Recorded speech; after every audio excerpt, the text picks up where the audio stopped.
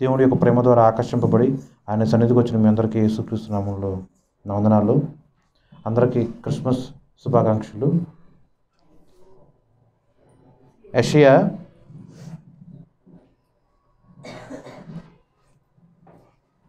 9:6.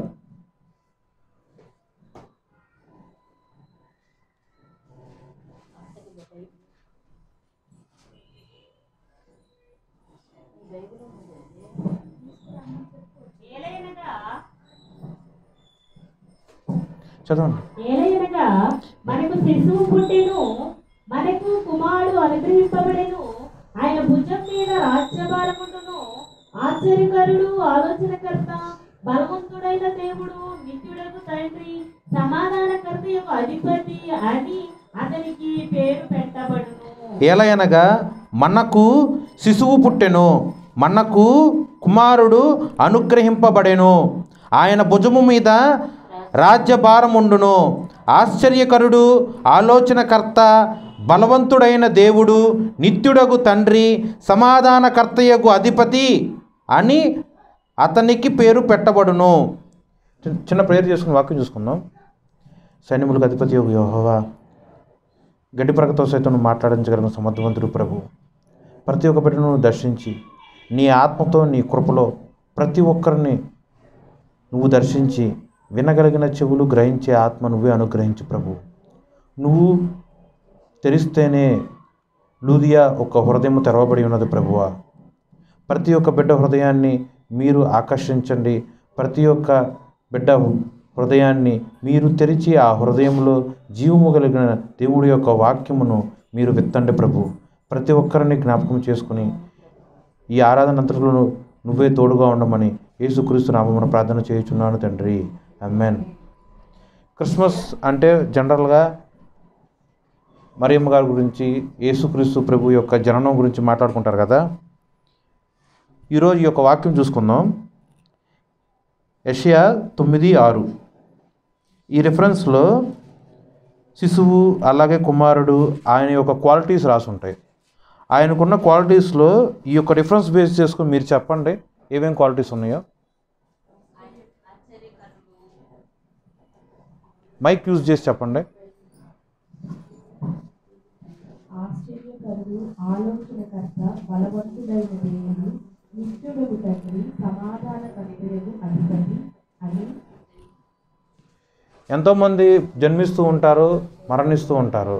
కానీ ఎవరి గురించి అయినా సరే ఇలాంటి క్వాలిటీస్ లేకపోతే లక్షణాలు ఉన్నట్టు ఏ ఒక్కరి గురించి అయినా సరే బైబిల్లో రాసుందా? ఏ ఒక్క మనిషి గురించి అయినా రాసుందా? ఆలోచనకరుడు అంటే ఏంటి? ఆలోచనకర్త అంటే ఏంటి? దేవుడు అని మాత్రమే చెప్పట్లా. బలవంతుడైన దేవుడు అంటే ఏంటి? నిత్యుడగు తండ్రి అంటే ఏంటి? సమాధానకర్త అని మాత్రమే కాదు, సమాధానకర్తయగు అధిపతి అంటే ఏంటి? మామూలుగా అయితే ఇలా క్రిస్మస్ అప్పుడు ఆయన పేరు ఇలా ఇమ్మానుయేలు అని పేరు పెట్టబడను. యేసుక్రీస్తు, యేసు అంటే ఏంటి? క్రీస్తు అంటే ఏంటి? రక్షకుడు, అలా ఉంటుంది కదా. మరి ఇక్కడున్న ఈ యొక్క రెఫరెన్స్లో యెషయా 9:6లో మీరు ఆలోచన చేయండి. మీరు ఆలోచన చేసి చెప్పండి. ఈ వాక్యం మీ అందరికీ తెలుసుగా. క్రిస్మస్ అనగానే ఆల్మోస్ట్ ఆల్ ఇలాంటి రెఫరెన్స్లో తీసి చెప్తారు కదా. ఆలోచనకర్త అంటే ఏంటి అసలు? ఆశ్చర్యకరుడు అంటే ఏంటి? ఇప్పటి వరకు మీ జీవితంలో ఎటువంటి ఆశ్చర్యం పొందారా? మీరు చేయగలిగిన పనులు మీరు సొంతంగా చేసుకున్నారనుకోండి, మీకు ఆశ్చర్యం కలుగుతుందా? మీకు శక్తికి మించింది, మీ స్తోమతకు మించింది, మీ వల్ల అంటే మనిషి వల్ల కానిది ఏదైనా సరే మీ జీవితంలో మీకు జరిగితే మీరు ఎన్నిసార్లు యేసును బట్టి మీరు ఆశ్చర్యం పొందారు? ఒక శ్రమ, ఒక కష్టం వచ్చినప్పుడు, ఒక ప్రాబ్లం వచ్చినప్పుడు ఎంత మంచి ఆలోచనతో అవన్నీ జయించారో, అలాంటి ఆలోచన మీకు కలిగిందా? లేకపోతే మీలో ఉన్న పరిశుద్ధాత్మ దేవుడు మీకు అలాంటి ఆలోచనలు కలుగజేశారా? ఇవన్నీ మీ హృదయంతోనేగా ఫీల్ అయ్యేది. ఎప్పుడు అలాంటివి జరగలేదా? మీ ప్రమేయం లేకుండా మీలో ఉన్న అంతరంగ పురుషుడకు పరిశుద్ధాత్మ దేవుడు ఎన్నిసార్లు మీ యొక్క జీవితంలో ఉన్న సంఘటనలను బట్టి ఆశ్చర్యచ్యుతులుగా మీ హృదయాన్ని మార్చాడు. ఎన్నిసార్లు మీ యొక్క ఆలోచనలను ఆయన స్వాధీనపరుచుకొని ఆయన యొక్క ఆలోచనలు మీ హృదయంలో మీ మనసులో ఉంచి మీ యొక్క జీవితము సమాధానకరంగా సంతోషకరంగా జరుగునట్లు ఎన్నిసార్లు మీ జీవితంలో ఆయన వచ్చాడు, ఎన్ని రకాల ఆలోచనలు ఇచ్చాడు ఆయన. మీ ఆలోచనలు పాపంతో కూడి ఉండొచ్చు, ఇంకా రకరకాలుగా ఉంటాయి. మనుషుడికి వచ్చిన ఆలోచనలు వంకర బుద్ధులు అవ్వచ్చు, లేకపోతే స్వలాభం గురించి పక్షపాతం గురించి అలాంటివి ఉంటాయి మనకు అయితే ఆలోచనలు. కానీ దేవుడిచ్చే ఆలోచనలు ఎంత గంభీరములు, ఎంత రమ్యములు. ఆలోచన చేశారా? నెక్స్ట్ బలవంతుడు. మీ దేవుడు కేవలం ఒట్టి దేవుడు మాత్రమే కాదు, బలవంతుడైన దేవుడు. బలవంతుడు అంటే ఏంటి? అంటే జనరల్గా ఏం ఆలోచిస్తాం, బరువు మోస్తే బలవంతుడు అంటారు. మరి మనుషులందరితో అంటే జీవులందరిలో పోలిస్తే చీమ అందరికన్నా బలవంతులు. మనిషి మోసే బరువు కన్నా సరే చీమ దాని బరువు కన్నా 8 రెట్లు ఎక్కువ మోస్తుంది. ఇప్పుడు నేను 100 కిలోలు అనుకోండి, 800 కిలోలు నేను మోయలేను. కానీ చీమ 100 గ్రామ్స్ ఉంటే 100 × 8 అంత బరువు మోస్తుంది. ఇదంతా కూడా వాక్యంలోనే ఉంటుంది. కానీ దేవుడికున్న లక్షణం చూడండి, బలవంతుడైన దేవుడు. ఏంటి ఆయన బలం? ఆయన యొక్క చేతితో ఆకాశాన్ని దుప్పటలాగా మడత పెట్టగలడు. బలం. సముద్రంలో ఇసుక వేస్తే ఇసుక లోపలికి వెళ్ళిపోతుంది, ఎన్నో అడుగులు లోతు ఉంటుంది కదా. మరి అదే సముద్రాన్ని అదే ఇసుకతో ప్రహరీ గోడ కట్టినట్టు కట్టాడు. ఆశ్చర్యం, బలం. ఇంకా చాలా లక్షణాలు ఉంటాయి, చాలా ఉపమానాలు ఉంటాయి. ఇవన్నీ కూడా బైబిల్లోనే వస్తాయి. ఇంకోటి చూడండి, నిత్యుడు అంటే మరి ఎల్లప్పుడూ మీలో ఉన్నాడా దేవుడు? మీరు చేసే ప్రతి పనిలో ప్రతి కార్యంలో దేవుడిని అంటి పెట్టుకొని మీరు ఏం చేశారు? ఆయన పేరు నిత్యుడుగా. మరి మీతో పాటు మీ జాబ్లో ఆయన రావాలిగా, మీ పనిలో ఆయన ఉండాలిగా, మీరు చేసే ప్రతి ఒక్క పనిలో ఆయన ఉండాలిగా. నిద్ర లేసిన మొదలుకొని పడుకునే వరకు.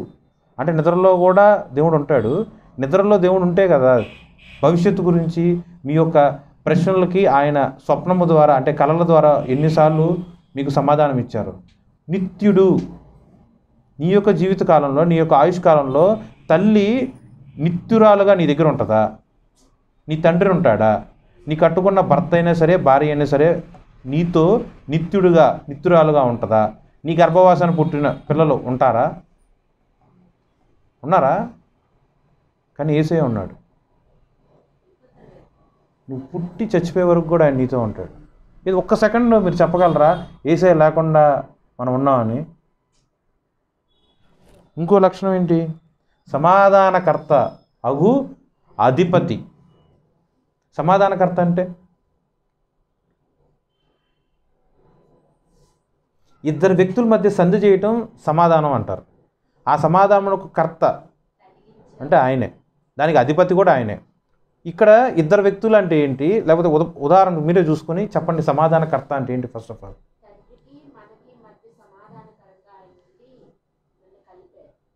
ఇంకా కుమారక్క చెప్పు, సమాధానకర్త అంటే ఏంటి?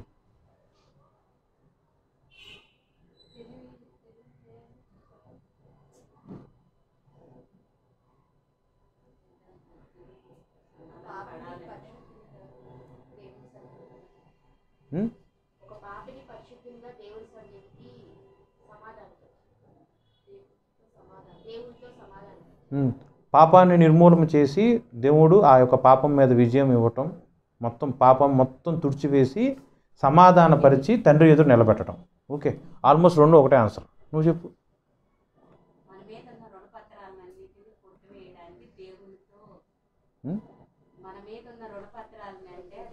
పాపం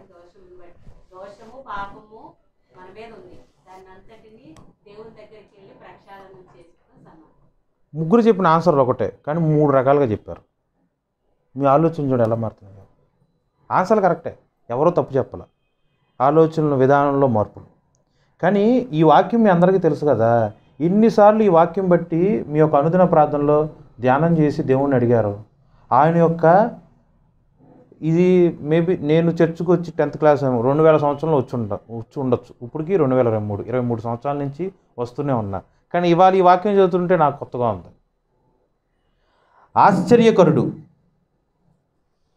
నోట్ చేసుకోండి, మీ అనుదిన ప్రార్థనలో దీన్ని క్వశ్చన్ మార్క్ కింద పెట్టుకొని ఇప్పటి వరకు మీ యొక్క విశ్వాస జీవితంలో ఎన్ని రకాలుగా, ఎన్నిసార్లు, ఎన్ని మార్లు ఆశ్చర్య స్థితులుగా మీరు ఉండేటట్టు దేవుడు మీ పట్ల కార్యం జరిగించాడు. నెక్స్ట్ వీక్ చెప్పాలి. ఓకే, నెక్స్ట్ వీక్ చెప్పాలి. ఆలోచనలు ఎన్నిసార్లు మీ యొక్క ఆలోచనలు దేవుడు అదములుగా మిమ్మల్ని మార్చి, అంటే మీ ఆలోచనలు బట్టి కాదు కానీ జీవము కలిగిన దేవుడు ఇచ్చిన ఆలోచనల ప్రకారమే మీ నెక్స్ట్ స్టెప్ వేసి మీరు విజయం పొందిన ఏదైనా సరే చెప్పాలి. వాకింగ్ కాదండి, వ్యక్తిగతంగా చెప్పాలి.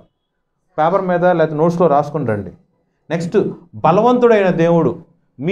మీరు పాపము అనే ఒక బలహీనతలో ఉన్నప్పుడు దేవుడు ఆయన యొక్క బలములో మీ యొక్క పాపాన్ని అన్నిటినీ కూడా పరిహరించి బలవంతుడైన దేవుడి యొక్క బాహుబలము మీ పట్ల ఉంచి ఎన్ని అద్భుత ఆశ్చర్య సూరకార్యాలు జరిగించారు.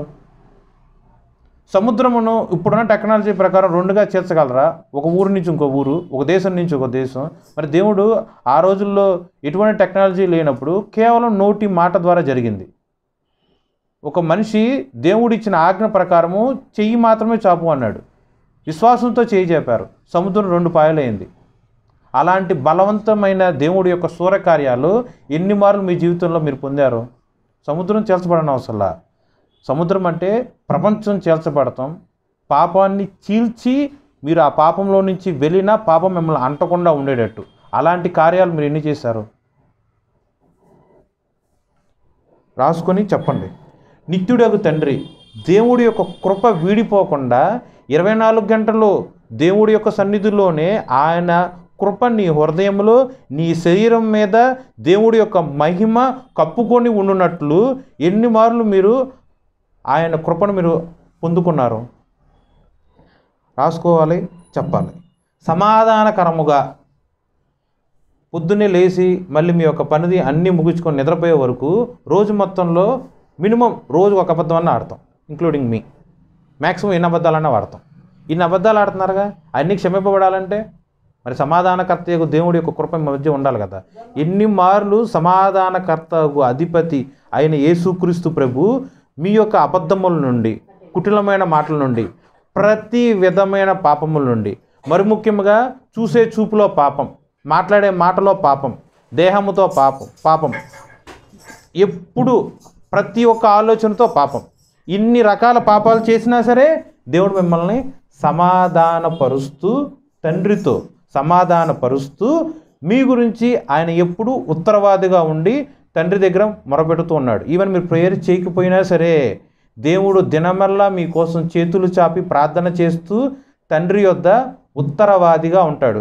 ఆ రిఫరెన్స్ మళ్ళీ చెప్తాను. 1 తిమోతి 2:5లో ఉంటుంది. నెక్స్ట్ టైం చూద్దాం, ఆగండి. 1 తిమోతి 2:5లో ఉంటుంది. ఒక లాయర్ లాగా ఉండి మీ మీద మీ పాపం మొత్తం ఇలా చిట్టా వస్తూ ఉంటుంది. కానీ యేసే అక్కడ నిలబడతాడు, మధ్యవ్యక్తిగా ఉంటాడు, ఒక మీడియేటర్ లాగా ఉంటాడు. మీ పాపం అలా స్క్రోల్ అవుతూ ఉంటుంది. అబద్ధం ఆడలేదని మీరు చెప్పచ్చేమో, ఈ పాపం చేయలేదని మీరు చెప్పచ్చేమో, మీ పిల్లల మీద పెత్తనం చలాయించినట్టు అక్కడ నేను చేయలేదు అని మీరు బొంకి మాట్లాడచ్చేమో, కానీ ప్రతిదీ అక్కడ ప్రూఫ్తో సహా వస్తుంది. యేసయ్య యొక్క రక్తము ఆయన చేతులు అలా చూపించి, ఈ రక్తం బట్టి ఆ పాపాన్ని నేను క్షమించాను అని తండ్రికి నీ పాపానికి మధ్య ఆయన ఉత్తరవాదిగా ఉండి ప్రతి విధమైన పాపాన్ని ఆయన క్షమిస్తాడు. ఎన్ని ఉన్నాయి ఒక్క లైన్లో. ఆలోచన చేశారా? ఇన్ని లక్షణాలు ఉన్నాయి కదా, ఇవన్నీ రాసుకొని 30వ తారీఖు అనుకుంటా, ఆదివారం, ఆ రోజు ట్రై చేసి చెప్పండి నాకు. దీంట్లో ఒక్కొక్కటి మాట్లాడుకుందాం. ప్రతి ఒక్కరు రాయాలి. వాకింగ్ కాదు చెప్పేది, ఇండివిజువల్గా చెప్పాలి. దీంట్లో ఒక కీర్తనలు 95:3-7 రిఫరెన్స్ చదివేవాళ్ళు మైక్ తీసుకొని గట్టిగా చదవండి, శక్తి కొలత చదవండి.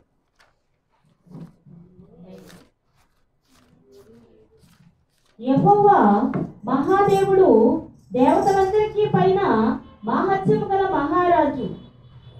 భూమి ఆకాశ స్థలములు ఆయన చేతిలో ఉన్నవి, పర్వత శిఖరములు ఆయనవే. సముద్రము ఆయనది, ఆయన దాన్ని కలుగజేసెను. ఆయన హస్తములు భూమిని నిర్మించెను. ఆయన మన దేవుడు, మనము ఆయన పాలించు ప్రజలము, ఆయన మేపు గొర్రెలము. చదవండి. రండి, నమస్కారం చేసి సాగిలపడదుము, మనలను సృజించిన యెహోవా సన్నిధిని మోకరించుదము. చాలండి. ఇందాక బలవంతుడకు దేవుడు అని ఒక రెఫరెన్స్ చూసుకున్నాక యెషయా 9:6. దానికి రిలేటెడ్గా ఆయన ఎలా బలవంతుడో చూడండి. దేవతలందరికీ పైన మహాత్యము గల మహారాజు, భూమి అగాధ స్థలములు ఆయన చేతిలోనున్నవి, పర్వతములు మాత్రమే కాదు పర్వత శిఖరములు ఆయనవే, సముద్రము ఆయనది, ఆయన దాన్ని కలుగజేసెను. ఆయన హస్తములు భూమిని నిర్మించెను. ఆయన మన దేవుడు, మనము ఆయన పాలించు ప్రజలము, ఆయన మేపు గొర్రెలము. రండి, నమస్కారము చేసి సాగిలపడుదుము, మనలను సృజించిన యెహోవా సన్నిధిని మోకరించెదము. ఇన్ని క్వాలిటీస్ ఉన్నాయిగా ఆయన గురించి. మీరు నమ్మే వస్తున్నారుగా, దేవుడి యొక్క ఆత్మ ద్వారా ఆకర్షింపబడి ఆయన సన్నిధికి మీరు వస్తున్నారుగా. దేవుడు ఈ యొక్క సృష్టిలో ఏం చేయలేదు అంటే ఆయన లేకుండా కలిగి ఉన్నది ఒకటన్నా సరే నువ్వు చూపించగలవా? కలిగి ఉన్నదంతయు నా మూలముగా కలిగి ఉన్నది, నేను లేకుండా ఏమీనూ కలుగలేదు అని వాక్యం ఉంది కదా. ఆయన లేకుండా ఒక్కటన్నా సరే నువ్వు చూపించగలవా? ఈ యొక్క సృష్టిలో ప్రతిదీ ఆయన ఇచ్చాడు, ప్రతిదీ ఆయన ఇచ్చాడు. నమస్కారము చేసి సాగిలపడదుము. సాగిలపడతామంటే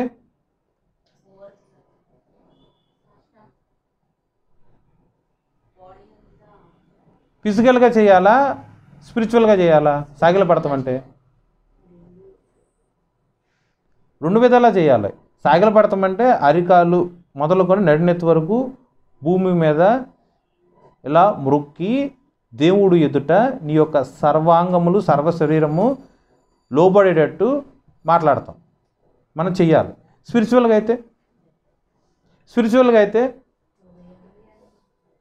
అయితే సాష్టాంగ పడతాం అంటే ఏంటి?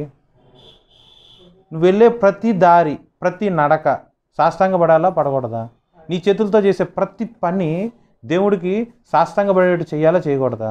నీ హృదయం, నీ కన్ను, పీల్చే గాలి, నువ్వు మాట్లాడే ప్రతి మాట, ఆలోచనలు, తలంపులు, ప్రతిదీ నీ యొక్క శరీరం ద్వారా నువ్వు చేసే ప్రతి ఒక్క పాపం సరెండర్ చేయాలా, చేయకూడదా? నువ్వేం చేస్తున్నావు? ఎన్నిసార్లు నువ్వు నీ యొక్క జీవితంలో సాగిలపడి దేవుడికి నమస్కారం చేసి చెయ్యాలి అన్న ఉద్దేశించిన ఎటువంటి వ్యతిరేకమైన పాపము సైతము చెయ్యకుండా దేవుడికి నువ్వు సరెండర్ అయ్యావు? ఇది కూడా రాసుకోండి. ఉదాహరణకి నా జీవితంలో జరిగింది ఏంటంటే, ఒకానొక సందర్భంలో ఒక వ్యభిచారం చేసే ప్రేరేపణ ఒక స్త్రీ కలగజేసిన, భూమి నా గురించి సాక్ష్యం ఇస్తుంది, ఆకాశము నా గురించి సాక్ష్యం ఇస్తుంది. మూడో కంటికి తెలియకుండా చేసినా ఎవరికీ తెలియదు, సో దొరికే ఛాన్స్ లేదు. కానీ ఎక్కడ ఎప్పుడు ఎలా చేసినా ఎలా ప్రవర్తించినా భూమి నా గురించి సాక్ష్యం ఇస్తుంది, ఆకాశం నా గురించి సాక్ష్యం ఇస్తుంది. దేవుడి యొక్క కంటి చూపు నుంచి నేను తప్పించుకొని పారిపోయే ప్రదేశమే లేదు అన్న ఒక్క వాక్యంతో దేవుడు నన్ను నా ఆలోచనల నుంచి దూరం చేసి నన్ను భద్రపరిచాడు. ఇలాంటి వ్యక్తిగతంగా ఉన్నాయా? ఉంటే రాయండి. మీరు మర్చిపోతారని కాదు, జ్ఞాపకం చేసుకొని ప్రతి విధమైన క్రియలో నుంచి కృతజ్ఞత స్తుతి సింహాసనం దేవునికి చెల్లించాలి. చెల్లిస్తున్నారా? మర్చిపోయారని కాదు, చెల్లించట్లా. మీరు ఆయుష్ని బట్టి చెల్లిస్తున్నారా?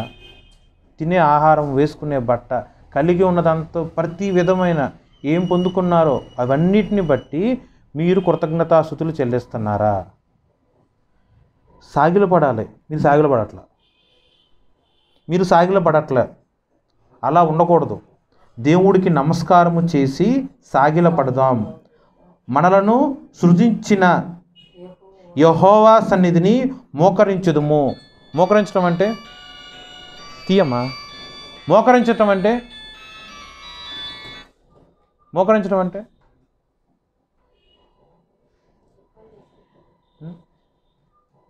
మోకరించడం అంటే ఏంటి? అదే అంటే ఏంటి? అంటే ఏంటి?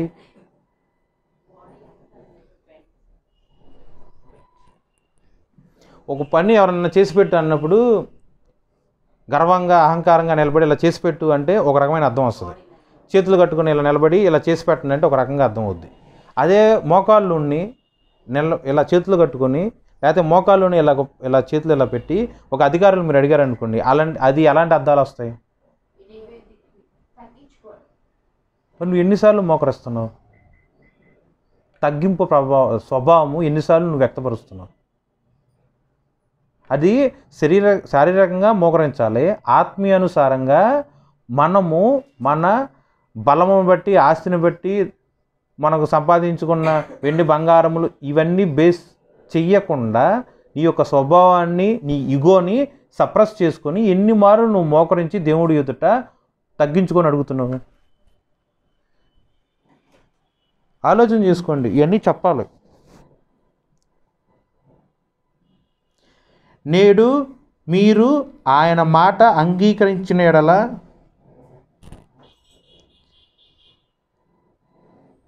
ఎంత మేలు.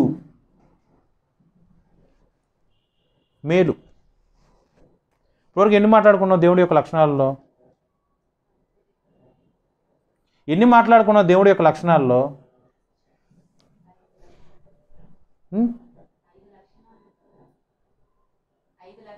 5 లక్షణాలు మాట్లాడారు. ఈ యొక్క రెఫరెన్స్లో ఆయన యొక్క బలము గురించి రాసి ఉంటుంది. ఎంత బలవంతుడంటే మహాదేవుడు. దేవుడు వేరు, మహాదేవుడు వేరు. దేవతలందరికీ పైన. ఆ పదానికి అర్థం ఏంటి? అంటే వేరే దేవతలు ఉన్నారా లేరా? వేరే దేవతలు ఉన్నారా లేరా? నరుడు సృజించిన దేవతలు ఉన్నారా లేరా? వాళ్ళందరికీ పైన ఎవరు నిజమైన దేవుడు? ఎవరు నిజమైన దేవుడు? దేవతలందరికీ పైన మహాత్యము గల మహారాజు. భూమి ఆగాధ స్థలములు ఆయన చేతిలో ఉన్నవి, పర్వత శిఖరములు ఆయనవే. ఇవన్నీ నోట్ చేసుకొని దేవుడికి స్తుతి ప్రార్థన చేయనప్పుడల్లా ఇవన్నీ జ్ఞాపకం చేసుకోండి. ఇంకో వాక్యం రెఫరెన్స్ ప్రకటన 1:8. యెషయా 9:6లో బలవంతుడైన దేవుడికి ఆయన యొక్క క్వాలిటీస్లో ఇవన్నీ ప్రూఫ్ అన్నమాట. ప్రకటన 1:8. అల్ఫయు ఒమేగయు నేనే, వర్తమాన భూత భవిష్యత్ కాలములలో ఉండువాడను నేనే అని సర్వాధికారియును దేవుడునకు ప్రభువు సెలవిచ్చుచున్నాడు. ఆల్ఫాయు ఒమేగాయు నేనే. బ్రాకెట్లో దాని అర్థం ఆదియు అంతము నేనే. నీ జీవితంలో ఆది మొదటి రోజు నుంచి నీ జీవితం అంతమయ్యే వరకు నువ్వు దేవుడి ఎదుట సాగిలపడి నీ హృదయాన్ని, నీ దేహాన్ని అన్నీ కూడా దేవుడికి అర్పించి ఉన్నట్లయితే నీ యొక్క జీవితం మొత్తం ఎవరి చేతుల్లో ఉంటుంది? ఎవరి యొక్క ఆలోచనల ప్రకారం నువ్వు నడిపింపబడతావు? ఎంత ఆశ్చర్యకరంగా నీ యొక్క జీవితం మలుపు దేవుడిస్తాడు. ఆలోచన చేసుకోండి. ఆల్ఫా ఆయనే, ఒమేగా ఆయనే, వర్తమాన భూత భవిష్యత్ కాలంలో ఉన్నవాడు ఆయనే. నిన్నటి రోజు, ఈరోజు, రేపటి రోజు, ప్రతి ఒక్క రోజు, తరాలు మారినా యుగాలు మారినా మారని దేవుడు, మరుగై ఉండని దేవుడు, జీవము కలిగిన దేవుడు ఒక్కడే. ఎంత బలవంతుడైన దేవుడు మనకి తండ్రిగా ఉన్నాడు, మనకి కాపరిగా ఉన్నాడు, మనకి రక్షకుడుగా ఉన్నాడు. మరి నువ్వు ఏ విషయంలో భయపడి, ఏ విషయంలో నిరుత్సాహపడి, ఏ విషయంలో నీ కుటుంబంలో ఉన్న ఒక సమస్యను బట్టి గందరగోళంగా టెన్షన్ పడుతూ ఉంటావు? ఆయన నిన్న ఉన్నాడు, నేడు ఉన్నాడు, రేపు ఉన్నాడు, భూత వర్తమాన భవిష్యత్ కాలంలో ఉన్నాడు. బలవంతుడైన దేవుడు, సృష్టి యావత్తు చేతితో సృజించిన దేవుడు. నీ యొక్క సమస్యని ఆయన సాల్వ్ చేయలేరా? నీ హృదయంలో ఉన్న గలిబిలిని ఆయన సాల్వ్ చేయలేరా? తండ్రి తనకున్న ఒక్కగానొక్క అద్వితీయ కుమారుణ్ణి లోకమునకు బహుమానముగా ఇచ్చి ఉన్నాడు. ఇమాజిన్, తన కొడుకునే నీకు బహుమానముగా ఇచ్చేసినప్పుడు నీ ప్రాబ్లం సాల్వ్ చేయడం ఎంత సేపు పడుతుంది ఆయనకి?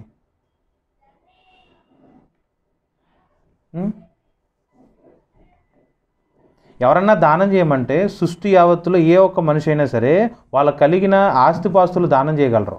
కానీ ఏ ఒక్క బలవంతుడైనా ధనవంతుడైనా సరే తన కన్న బిడ్డలను దానం చేస్తాడా? కానీ ఇక్కడ యెహోవా దేవుడు చేశాడుగా. యేసుక్రీస్తు ప్రభువుని నీ కొరకు బహుమానముగా ఇచ్చేశాడు. కొడుకునే ఇచ్చిన అతను నీ ప్రాబ్లం సాల్వ్ చేయటం ఆయనకు పెద్ద సమస్య. ఎందుకు ఆలస్యం అవుతుందంటే నువ్వు సాష్టాంగపడట్లా, నువ్వు సరెండర్ అవ్వట్లా, నువ్వు మోకరించట్లా, ఆయన మాటకి వినుబుద్ధి ఉండేటట్టు నువ్వు ప్రవర్తించట్లా. ఇలా జరగట్లేదు కాబట్టే ఆలస్యం. ఆయన సమయం కోసం వేచి ఉండాలి, నీ సమయం కోసం ఆయనే వేచి ఉండడం. అలా అర్థమవుతుందా? దేవుడు నిర్ణయించిన సమయం కోసం నువ్వు వేచి ఉండాలి, నిరీక్షణ కలిగి ఉండాలి. నువ్వు ఆశించిన సమయం నందు జరగటం ఇంపార్టెంట్ కాదు, దేవుని యొక్క చిత్తం మాత్రమే నీ జీవితంలో జరగటం ఇంపార్టెంట్. 2 కొరింథీయులు 12:9.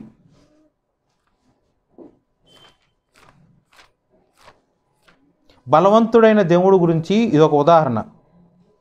2 కొరింథీయులు 12:9 చదవండి. అందుకు నా కృప నీకు చాలును, బలహీనత యందు నా శక్తి పరిపూర్ణమగుచున్నదని ఆయన నాతో చెప్పెను. కాగా క్రీస్తు శక్తి నా మీద నిలిచియుండు నిమిత్తము విశేషముగా నా బలహీనతలు యందే బహు సంతోషముగా అతిశయపడుదును. అపోస్తలుడైన పౌలు గారు లిఖించిన 2 కొరింథీయులు 12:9.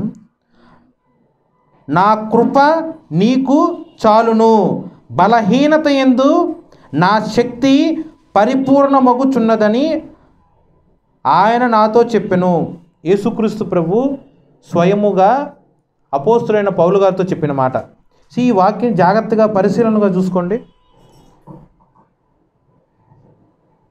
బలహీనత యందు నా శక్తి పరిపూర్ణమగుచున్నది. బలహీనతకి ఆపోజిట్ ఏంటి? పౌలు గారు బలహీనతలో ఉన్నట్లయితే అప్పుడు దేవుడి యొక్క శక్తి పరిపూర్ణమగుచున్నది అనేనా ఒక రెఫరెన్స్లో అర్థం. 12:9 చూసుకోండి.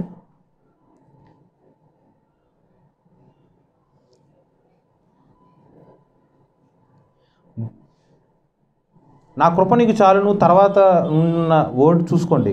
బలహీనత యందు నా శక్తి పరిపూర్ణమగుచున్నది.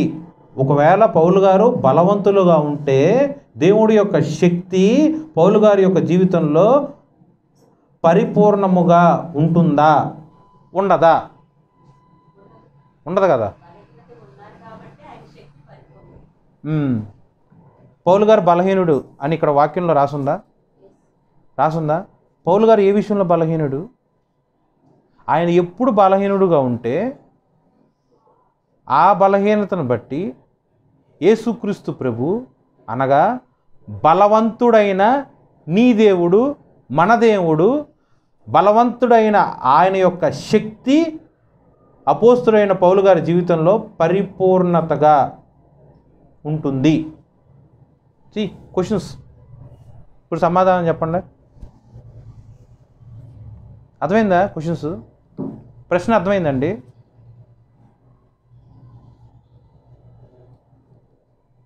పౌలు గారు ఏ విషయంలో బలహీనుడుగా ఉన్నాడు? నెక్స్ట్, ఆయన ఒకవేళ పౌలు గారు బలవంతుడుగా ఉన్నట్లయితే క్రీస్తు యొక్క శక్తి పౌలు గారి యొక్క జీవితంలో పరిపూర్ణంగా వచ్చేదా రాదా? ఎన్ని ప్రశ్నలు ఇక్కడ. ఏ విషయంలో ఆయన బలహీనుడు? అతిశయ విషయంలో బలహీనుడు. ఓకే, అతిశయ విషయంలో బలహీనుడుగా ఉన్న ఆయన ఎలా బలవంతుడుగా మార్చబడ్డాడు?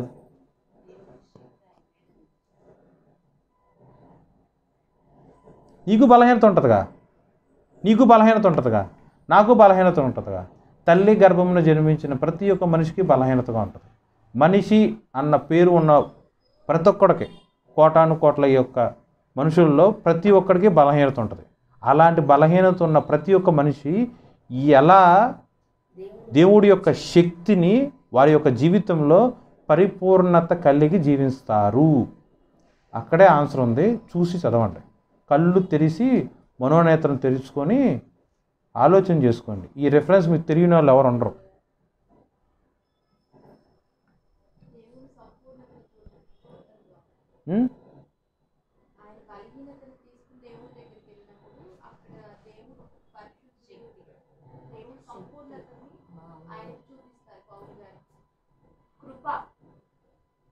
కృప ఆన్సర్. ప్రశ్న అక్కడే, ఆన్సర్ కూడా అక్కడే. నా కృప నీకు చాలు. ఎవరి కృప ఎవరికి కావాలి? నువ్వు బలహీనతగా ఉన్నావు. అపోస్తలుడైన పౌలు బలహీనుడుగా ఉన్నాడు.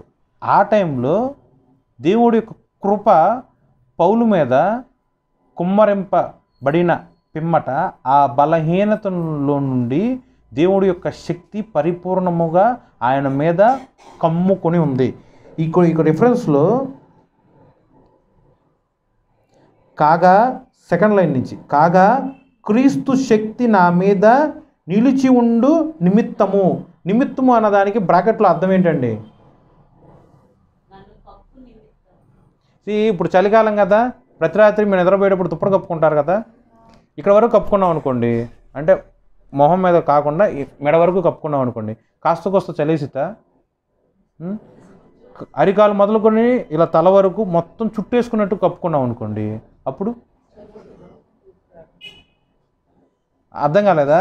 పోనీ సీతాకోక చిలుక ఉంటుంది కదా, ఇలా దాంట్లో సర్కిల్ మొత్తం కంప్లీట్గా దాని యొక్క చుట్టూత 360 degrees వరకు కప్పేసుకుని లోపల పురుగు సీతాకోక చిలుక, గొంగళి పురుగు సీతాకోక చిలుక అవడానికి ఇవన్నీ మీరు చూస్తూనే ఉంటారు. కంటితో జరిగేవన్నీ మీ కంటి ముందు జరిగే ఉపమానమే కదా.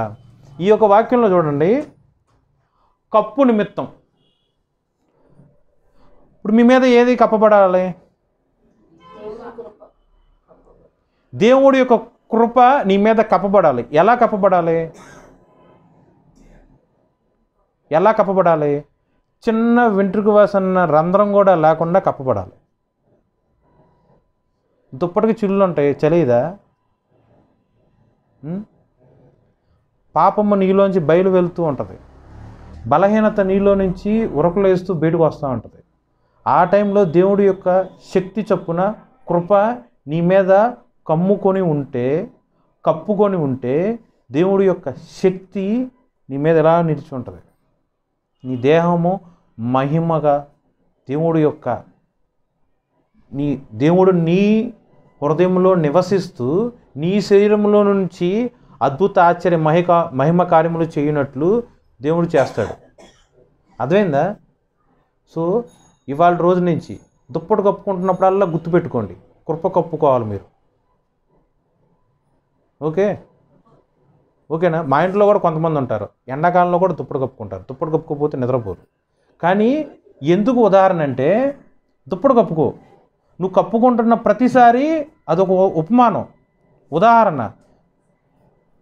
కొంచెం కప్పుకుంటాం, చల్లాగదు. ఇక్కవరకు కప్పుకోవచ్చు, చల్లాగదు. దేవుడి యొక్క కృప నువ్వు ఎంతగా నీ శరీరాన్ని ఆవహించుంటుంది, ఎంతగా నీ యొక్క శరీరంలో నలుదిక్కుల్లో కప్పుకొని ఉండాలి. ఎంతవరకు కప్పుకుంటున్నావు? ఎంతవరకు దేవుడిని నువ్వు ఆశ్రయించుంటున్నావు? ప్రతి ఒక్క దాంట్లో దేవుని నువ్వు ఆశ్రయించినట్లయితే ఎక్కడ కూడా నీ ఇష్టం జరగదు. నీ ఇష్టం ఉన్నా సరే నీ ఇష్టాన్ని కంప్లీట్గా సప్రెస్ చేసుకుంటావు. నా ఇష్టం కాదు, జీవము కలిగిన దేవుడి యొక్క ఇష్టమే. అన్న వ్యభిచారం చేయాలి నా కోరిక, నేను చేస్తే నా తండ్రి బాధపడతాడు. నేను దొంగతనం చేయాలి, నా ఇష్టం, నా అవసరాలు తీర్చుకోవాలి. లేదు, యేసయ్య చూస్తున్నాడు, ఆయన చూస్తే ఆయనకి తెలిస్తే బాధపడతాడు. తల్లి బాధపడుతుందని నీ యొక్క క్రియల్లో ఏది కూడా నీ ఇష్టాలు సప్రెస్ చేసుకుని బతకట్లేదా? నీ గర్భవాసాన్ని పుట్టిన బిడ్డలు సంతోషంగా ఉండటానికి నీ అవసరాలు తీర్చుకోకుండా నీ యొక్క బడ్జెట్ని లిమిట్లో పెట్టట్లేదా? మరి నిన్ను కన్న తండ్రి, నీ కోసం రక్తం దించిన యేసుక్రీస్తు ప్రభు నీ యొక్క పాపాన్ని బట్టి బాధపడుతున్నాడని తెలిసి ఎన్నిసార్లు నీ పాపాన్ని, అంటే లాస్ట్ ఇయర్ ఎంత చేసి ఉంటావు, ఈ సంవత్సరం ఎంత చేసి ఉంటావు, అంటే గ్రాడ్యువల్గా ఎంతవరకు నువ్వు తగ్గిస్తూ ఉన్నావు? ఉదాహరణకి 100 అబద్ధాలు ఆడాం, దేవుణ్ణి ఎరిగిన తర్వాత 100 కాస్త తగ్గాలగా 200 మాట్లాడతారా? తగ్గుతూ తగ్గుతూ తగ్గుతూ ఉండి పరిశుద్ధతలో పరిపూర్ణత పొందుకోవాలి. Okay, any doubts? అర్థమైందా డిఫరెన్స్? మళ్ళీ చూడండి. నా కృప నీకు చాలును. నా కృప నీకు చాలును, నీకు ఇంకేం అవసరంలా. చాలును అంటే అర్థం ఏంటండి? అన్నం తింటున్నావు, అన్నం వడ్డిస్తా, చాలు అంటావు. దాని అర్థం వడ్డించమనా వడ్డించద్దు అనా? నీ కృప నీకు చాలును అంటే వేరేది నీకేమైనా అవసరమనా? రుణభారం ఉంది, డబ్బులు ఉంటేనే రుణభారం కొట్టివేయబడుతుంది. డబ్బుల మీద మనం ప్రార్థన చేసాం అనుకో, కానీ దేవుడిచ్చే సమాధానం డబ్బుల గురించి కాదు, నా కృప నీకు చాలును.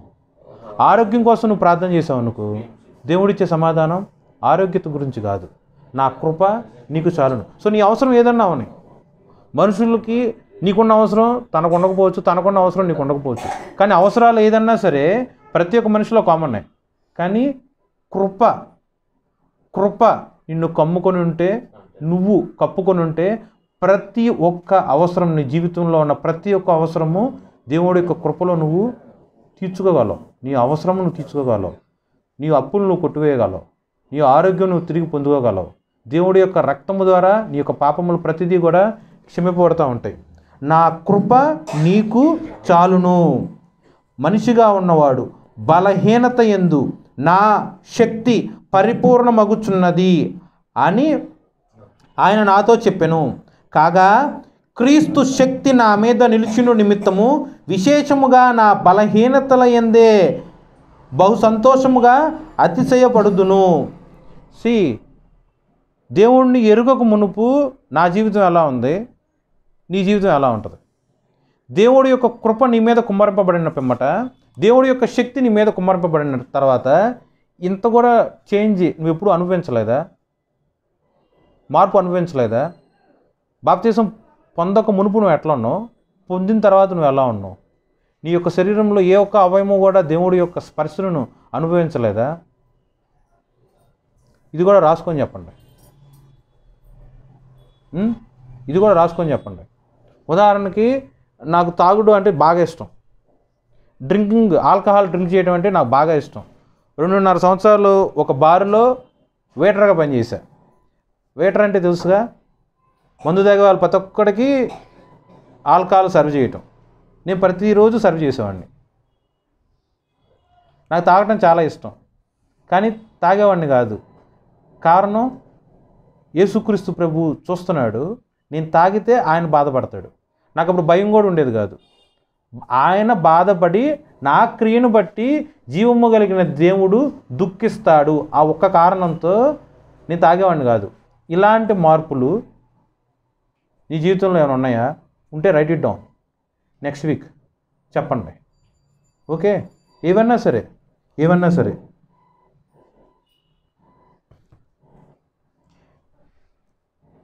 ఇందాక సమాధానకర్త గురించి మాట్లాడుకున్నాగా, దాని గురించి ఒక రెఫరెన్స్ చూడండి. యోహాను సువార్త 14:27.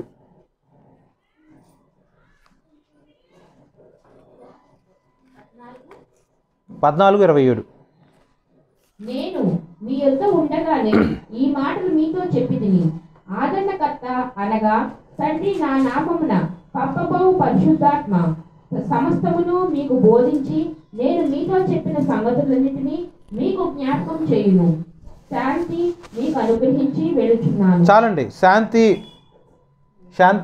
దాని అర్థం ఏంటి? కింద బైబిల్లో ఏం రాస్తుంది చదవండి. శాంతి మీకు అనుగ్రహించి వెళ్ళుచున్నాను, నా శాంతినే మీకు అనుగ్రహించుచున్నాను. బ్రాకెట్లో ఉన్న అర్థము శాంతి బదులు అర్థం పెట్టి చదవండి.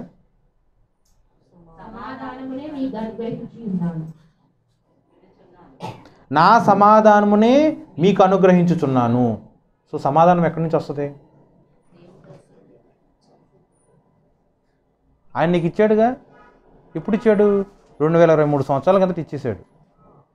ఇంకా నువ్వు పొందుకోకపోతే ఆయన ఇవ్వలేదని మనం అంటాం సమంజసమేనా? ఆయన ఇచ్చేశాడు, నువ్వు స్వతంత్రించుకోవట్లా, నువ్వు తీసుకోవట్లా, వద్దు వద్దు అని చెప్పి నువ్వు వెనక్కి వెళ్ళి పారిపోతున్నావు. శాంతి సమాధానము మీకు అనుగ్రహించి వెళ్ళుచున్నాను. ఈ వాక్యం ఈ లైన్ అండర్లైన్ చేసుకోండి. అనుగ్రహించి వెళ్ళుచున్నాను, దేవుడు నీకు అది ఇచ్చేశారు. నా సమాధానమునే మీ అనుగ్రహించుచున్నాను. Okay, 1 Timothy 2:5.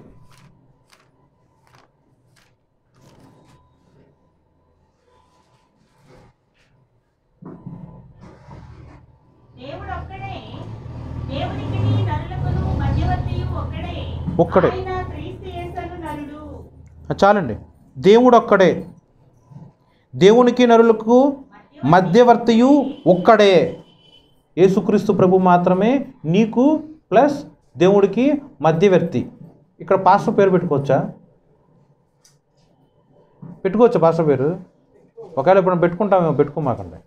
అంటే పాస్టర్కి ఒక విగ్రహంలాగా చేసుకొని దేవుడికి ఇచ్చే ప్రతి ఒక్క ఆధిక్యత మనిషిగా ఉన్న ఒక పాస్టర్ గారికి ఎప్పుడు ఇవ్వకూడదు. ఓకేనా? స్పష్టంగా ఉంది వాక్యం. దేవుడికి నరులకి మధ్యవర్తియు ఒక్కడే. ఆయనే యేసుక్రీస్తు ప్రభు, ఆయనే క్రీస్తు యేసును నరుడు, ఆయనే నీకు మధ్యవర్తి. మరి నీకు నీ ప్రేయర్ నువ్వు చేసుకోవాలా, లేకపోతే పాస్టర్ గారి చెప్పించాలా? నీ అవసరం నువ్వు దేవుణ్ణి అడగాలా, లేకపోతే మధ్యవర్తి అయిన పాస్టర్ గారిని తీసుకొచ్చి అడగాలా? అంటే పాస్టర్ గారు చేస్తేనే ప్రార్థన దేవుడు ఆలకిస్తాడా? విశ్వాసులు చేస్తే దేవుడు ఆలకించడా? వాక్యం స్పష్టంగా ఉందగా. యేసుక్రీస్తు ప్రభువే నీకు దేవుడికి మధ్యవర్తి, పాస్టర్లు కాదు. సో నువ్వు ప్రార్థన చేయటానికి పాస్టర్ అవసరంలా, నువ్వు ప్రేయర్ చేసుకో. పాస్టర్ చేస్తే విన్న దేవుడు నువ్వు చేస్తే వినడా? అలా ఎక్కడన్నా వాక్యం ఉందా? మధ్యవర్తి యేసయ్యే, ఆయనే మీడియేటర్, ఆయనే ఉత్తరవాది. సో నువ్వు ప్రేయర్ చేసినప్పుడల్లా యేసుక్రీస్తు ప్రభువారే ఆయన యొక్క కృపలో ప్రతి ఒక్క అవసరం తీరుస్తాడు. సో ప్రార్థన కోసము ఎవరి మీద డిపెండెన్సీ అవసరం లేదు. కానీ సహవాసముగా ఉండి దేవుణ్ణి ఆరాధించాలి, స్తుతించాలి, ఏకముగా దేవుణ్ణి మహిమపరచాలి. సహవాసం గురించి వ్యతిరేకించి మాట్లాడతల్లా. నా ఉద్దేశం ఏంటంటే ప్రతి ఒక్కరి ప్రార్థన దేవుడు ఆలకిస్తాడు, పాస్టర్ల యొక్క ప్రార్థన మాత్రమే దేవుడు ఆలకిస్తాడు అనేది ఒక భ్రమ. అది కంప్లీట్గా తప్పు. Okay, coming back. యెషయా 9:6.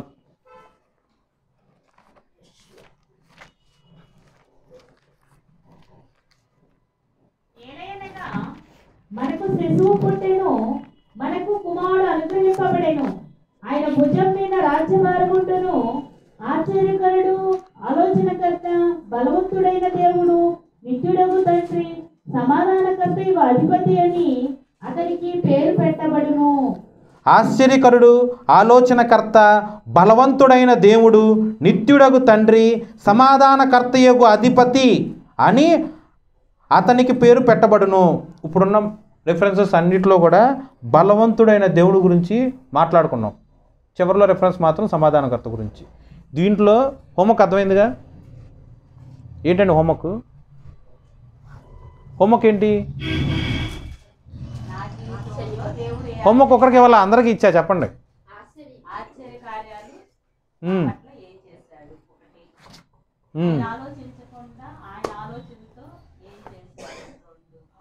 ఇంకా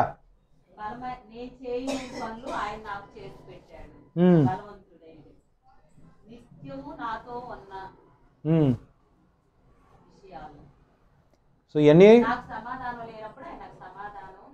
ఇవన్నీ రాసుకొని హెడ్డింగ్, ఉదాహరణకి ఆశ్చర్యకరుడు హెడ్డింగ్ కింద 1, 2, 3 ఎన్ని ఉంటే అన్ని. నెక్స్ట్ ఆలోచనకర్త హెడ్డింగ్ కింద ఎన్ని ఉంటే అన్ని. ఇవన్నీ రాసుకొని నోట్స్లో రాసుకొని నెక్స్ట్ వీక్ నాకు చూపించండి. చిన్న వాక్యం దేవుడు దీవించును గాక. ఆమెన్. మరొక